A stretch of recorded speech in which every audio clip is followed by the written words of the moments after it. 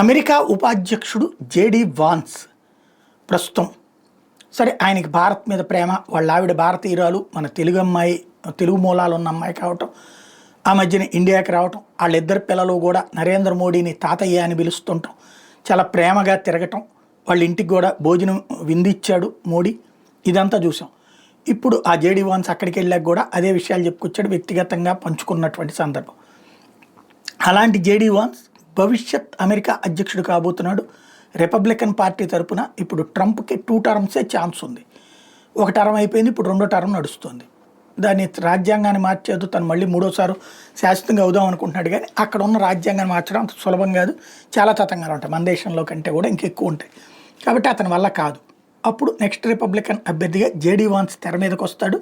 2028 presidential ఎలక్షన్కి ఎవరు correct అంటే ఇప్పటికే 25 అయిపోయి వచ్చింది, ఇక ఉంది మధ్యలో 2 ఏళ్ళు.